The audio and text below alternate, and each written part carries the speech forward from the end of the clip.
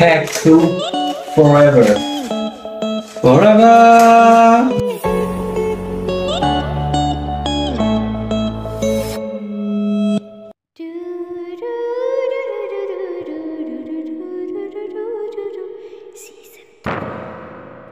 আসসালামু আলাইকুম বন্ধুরা, welcome to our channel BTS with family with সাইবর্ণা।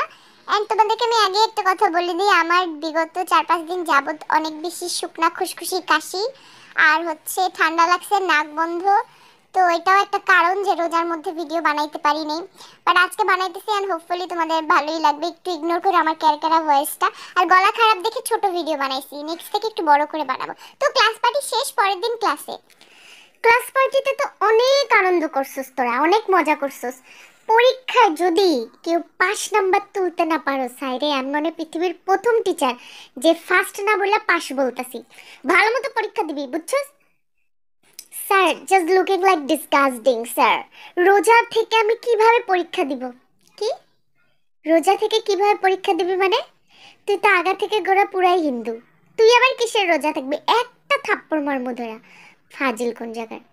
Sir ওর কথা বাদ দেন স্যার, স্যার শোনেন না স্যার, রোজার মধ্যে পরীক্ষা থাকাটা তো অনেক কষ্ট স্যার, রোজার পরে দেন। Just looking like a wow. তুই এমন ভাবে কথা বলতাছিস মনে তুই ফার্স্ট ক্লাস পাবি, বুঝছস? ডিজে হানি শোন দোস্ত, আমি শিওর তুই আসিস মানে আমি পাস করবো। তুই হচ্ছিস আমাগো টিমে just looking like a wow, topper দোস্ত, টপার। হ দোস্ত, জেনে আমরা ইয়ো ম্যাথের মধ্যে জেনে আমরা 10 মানে 100-র মধ্যে 10 পাই, 5 পাই, তুই তো অ্যাটলিস্ট 33 পাস।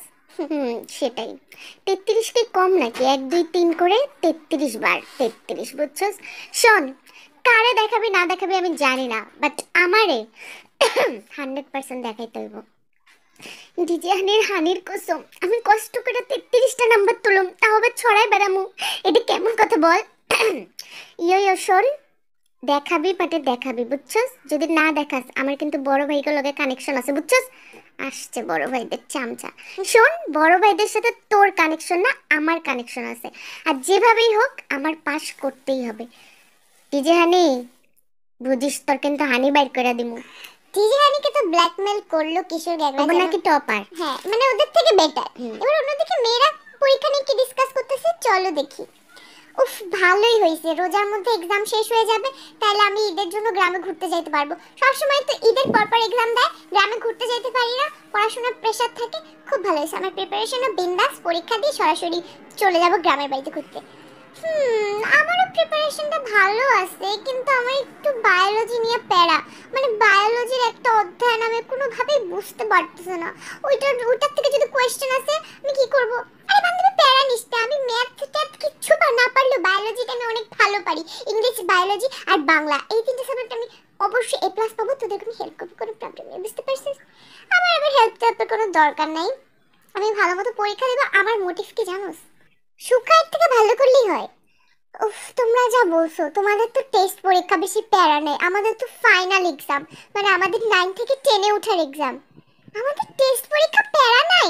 টেস্ট পরীক্ষা যদি ফেল করি না, এসএসসি পরীক্ষা দিতে দিবে না। ছোট ছোট বাচ্চা তো তোরা, এই জন্য এগুলো বুঝোস না। হ্যাঁ, আসছে যত সব। তো আমাদের মেয়েরা তো এই কনভারসেশন করছে, এবার ক্লাস 10-এর ছেলেরা কি কনভারসেশন করছে চলো দেখি। আমাদের ইয়ন হো দেখলো সুকাই বসে বসে বেঞ্চে কাঁদতেছে, কিন্তু কেন? কি রে, তুই কাঁদতেছিস কিসের জন্য? তুই না টপার, কি হইছে? দোস্ত, আমার তো সব কিছুতে ফার্স্ট ক্লাস, আমি সব প্রিপারেশন ভালো মতো দিয়েছি, কিন্তু আমি জীব বিজ্ঞানের প্র্যাকটিক্যালে একটা লাইন আমি কম লিখছি। এটার জন্য যদি ল্যান্সি ফার্স্ট হয়ে যায়। কিরে, হরে কৃষ্ণ, তোরা কি আয়া পড়ছো? শ্রীকৃষ্ণ রাধার প্রেমে পাগল ছিল, রাধারে উইন করে দিত, আর তুই তুই কি করতেছিস রে? তুই আর আমি তো কিছুই করি নাই। দোস্ত সিরিয়াসলি, তোর সায়েন্স নিতে কে বলছো বলতো? মানে তুই সায়েন্সের মান, আমরা তো অ্যাটলিস্ট তাও দেখা দুঃখা হলো পাস করবো, তুই তুই তো পুরো ডাব্বা মারবি, ডাব্বা। শোন, প্র্যাকটিক্যাল তো আমিও করি নাই, বাট আমি স্মার্টলি কাজ করি। আমার বাসায় যে শাকচুন্নিটা আছে, শাকচুন্নিরে দিয়ে দিব লিখতে, ও লিখবে না, ওর ঘাড়ে লিখবে, আর ওর সাথে আরেকটা আছে না ওর বান্ধবী, দুইজন মিল্লা আমার প্র্যাকটিক্যালগুলো কমপ্লিট করবে। কমার্সে প্র্যাকটিক্যাল করতে এত মানুষের দরকার পড়ে যায়, সে নাকি আবার স্টুডেন্ট। সায়েন্সের হলে যে কি করতো কে জানে। আসলে এগুলোর ভবিষ্যৎ যে কত অন্ধকার স্যাররা ঠিকই বলে। আর স্যাররা কি বলবে আমি নিজেও তো দেখতে পারতেছি। কি ব্যাপার, আমার কথার মাঝখানে মানুষ কেন কথা বলতেছে? ইউনহু, ভালো ভালো বইলা দিস আমার ব্যক্তিগত বিষয়ে যেন কেউ পা না ঢুকায়। কারা তো ঠেকা পড়ছে যে কোনো ইউজলেস অকেজো একটা প্রাণীর কোনো ব্যক্তিগত বিষয়ে পা গলাবে? তোকে আমি টাইম মতো দেখা নিব। এই কথাটা বলার সাথে সাথে আমাদের জাঙ্কুক ব্রেঞ্চের মধ্যে লাথি দিয়ে একদম সুগার কাছে গেল, সুগার কলারটা ধরবে ওই মুহূর্তে জাঙ্কুককে সবাই আটকাই দিল।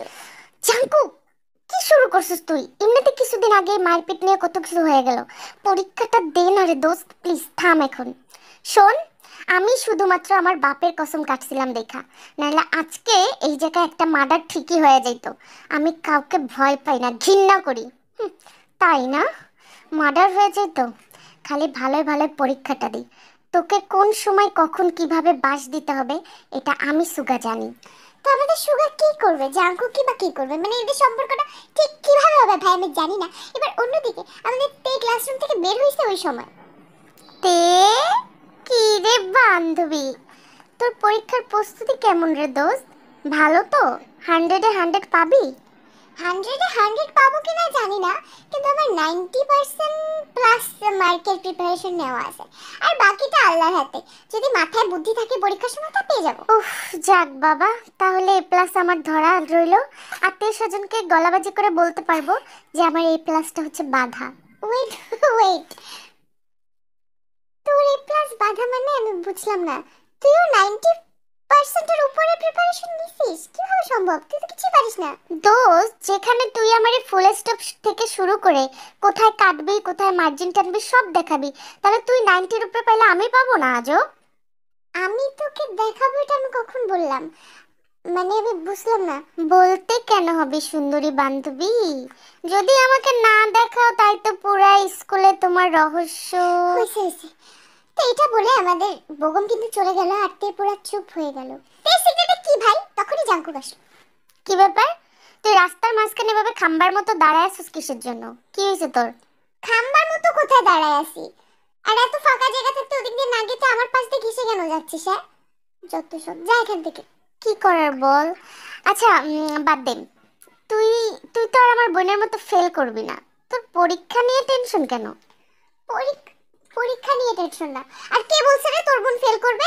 জিমিন অনেক ভালো স্টুডেন্ট, খালি ও ম্যাথে একটু সূত্রগুলো ভুলে যায় দেখে, তাছাড়া ও এভারেজ স্টুডেন্টের থেকেও বেশি। আর তোর থেকে তো বেটারই, তুই তো ফেল করবি, ও দেখিস এ প্লাস পাবে। এ প্লাস পাইলে তো ভালোই, এ প্লাস পাইলে তোদের দুইজনে আমি গিফট করব। বাই দা ওয়ে, মুখ গোমরা করে থাকিস না, ভাল লাগে না তোরে, বুঝছস? হাসি মুখে পরীর মতো লাগে। চুপ থাক, আমি তো কিছু জানতে চাই নাই। মানে বুঝলাম না আমাদের জাঙ্কুককে কি বা বললো আর তে কেন রিয়াকশন দিল? তে কুসকুস হতা है নাকি? হ্যাঁ, এরপর অন্যদিকে আমাদের জিমিন কি করতেছে দেখো। বান্ধবী একটু দাঁড়া, লুকায়া ফোন নিয়ে এসছি, 1 MG ফোনটা চার্জ দিয়ে নিয়ে আসছি। আমি আবার সুগাকে ফোন দিব।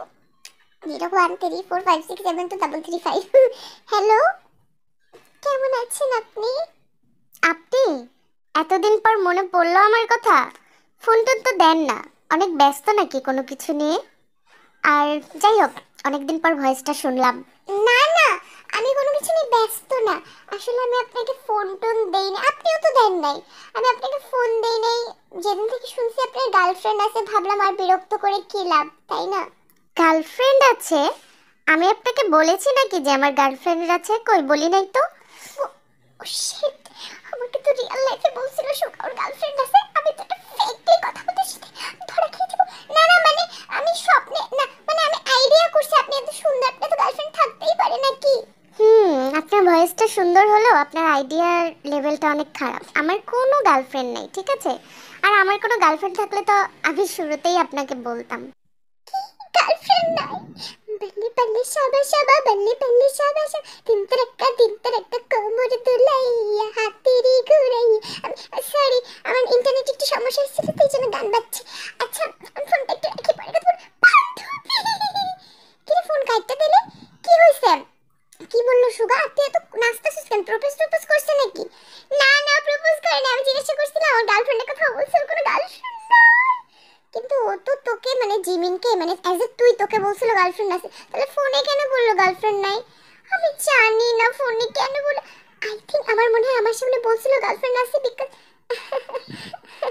আমি জানি না বান্ধবীর কাহিনী কি, তোরে বললো গার্লফ্রেন্ড আছে এখন আবার বলতেছে গার্লফ্রেন্ড নাই। উফ তুই বুঝবি না এগুলা, তোর বুঝার বয়স হয়নি। বুঝছস না কেন ছেলেরা একটু এরকম প্লে করে দেখিস আবার তোকে প্লে করে দিয়া না যেন চলে যায়, বুঝছস? আচ্ছা ঠিক আছে যাই হোক, তোর আবার ফোন ফোন আসছে।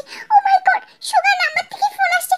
আবার ফোন দিল কেন রে? প্রপোজ করবে নাকি? ধর তো। আচ্ছা ঠিক আছে আমি ধরছি। টিট টিট টিট টিট। হ্যালো, আবার ফোন দিলেন কেন? আপনি ফোনটা রেখে দিলেন তো এই জন্য।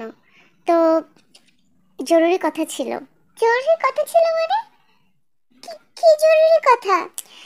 মানে আমি বলতে চাচ্ছিলাম যে এরকম এদিক ওদিকে মন টন না দিয়ে আমার মনে হয় সামনে যেহেতু পরীক্ষা, তোমার একটু ভালোভাবে পড়াশোনা করা উচিত জিমিন। কি রে, ফোনটা ঢেল মারলি কে জানলা দিয়া?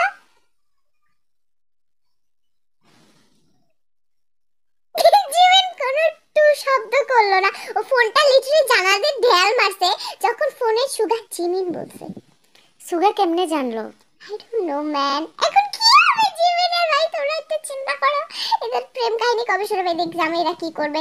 অনেক এক্সাইটমেন্ট। আমার তো আজকে গলা ভাঙা কাশ হয়েছে, নাহলে ভিডিওটা আরো বড় করতাম। তো তোমরা দোয়া করো যেন তাড়াতাড়ি সুস্থ হয়ে যাই, যেন তোমাদের বড় বড় ভিডিও গিফট করতে পারি। আল্লাহ হাফেজ। আল্লাহ হাফেজ।